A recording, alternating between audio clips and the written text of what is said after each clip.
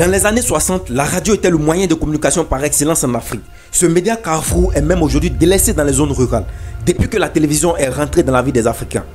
Le petit écran a ainsi volé la vedette à la radio dans plusieurs pays du continent. Cependant, l'influence du web sur la jeunesse africaine ne devrait-elle pas inquiéter les présidents de chaînes de télévision?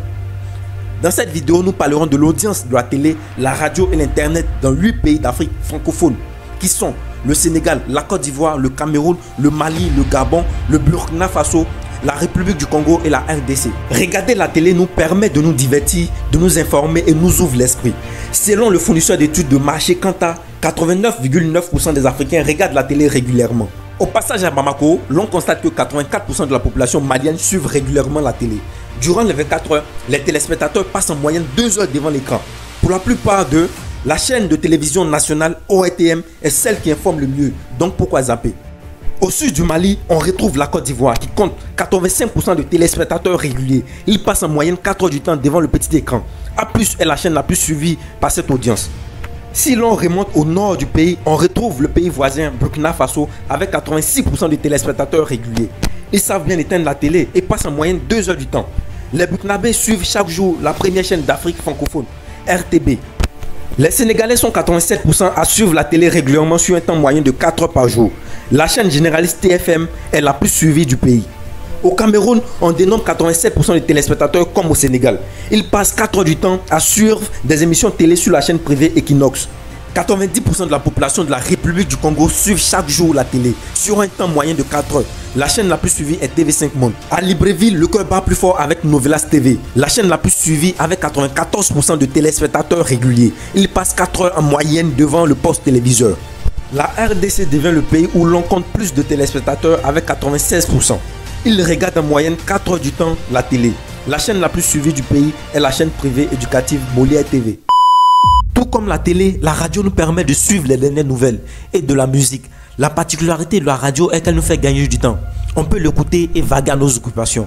56% de personnes écoutent la radio chaque jour en Afrique selon Kantar. Les Gabonais et les Camerounais sont respectivement 42% d'auditeurs réguliers. Ils écoutent en moyenne 1 heure la radio. La radio Balafon est la plus écoutée par les Camerounais. Au Gabon, on écoute la bonne vibes sur Urban FM. Les auditeurs ivoiriens écoutent 2 heures en moyenne la radio. Cependant, on dénombre 45% d'auditeurs réguliers. La station radio la plus écoutée est la radio islamique Al-Bayan.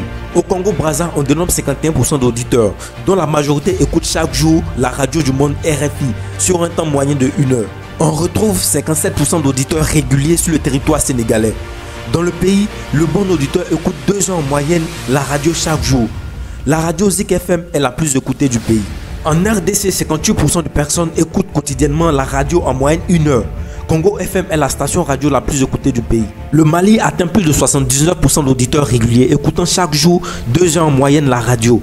Le studio Tamani est la station radio la plus proche du peuple malien, ce qui fait d'elle la plus écoutée du pays. Avant le Mali, le Burkina Faso est le pays où l'on écoute plus la radio avec 86% d'auditeurs, laissant en moyenne 2 heures le poste radio en marche. Savane FM est la première station radio la plus écoutée du pays. La technologie devient indispensable pour la plupart des Africains. De ce fait, via Internet, les Africains voient les nouvelles tendances d'ailleurs et peuvent communiquer avec n'importe qui à travers le monde entier. Internet ouvre l'accès à plusieurs domaines comme e-commerce, Kantar dénombre 46% d'utilisateurs réguliers sur le continent. 30% de la population du Congo-Brazza utilise Internet régulièrement sur un temps moyen de 2 heures par jour. La tarification d'Internet se fixe entre 600 et 1200 francs le giga. Au Cameroun, 40% de la population utilise Internet chaque jour en moyenne 3 heures du temps. Le coût du giga coûte entre 600 et 1200 francs. En RDC, on dénombre 41% d'internautes réguliers qui naviguent sur un temps moyen de 3 heures. La tarification du giga est entre 600 et 1200 francs. Les internautes réguliers au Gabon sont au nombre de 42%. Chaque jour, ils surfent sur le net durant 3 heures. Le giga coûte entre 1000 et 2500 francs dans le pays. Les Burkinabés sont 45% à utiliser Internet pendant 2 heures la journée. Comme au Gabon, le giga coûte entre 1000 et 2500 francs. Dans le pays des éléphants, la moitié de la population se connecte régulièrement, soit 51% de la population ivoirienne. Les internautes passent en moyenne 3 heures sur le net. Il faudrait dépenser entre 1000 et 2500 francs pour le giga. Tout comme la Côte d'Ivoire, le coût du giga est pareil au Mali, avec 57% d'utilisateurs.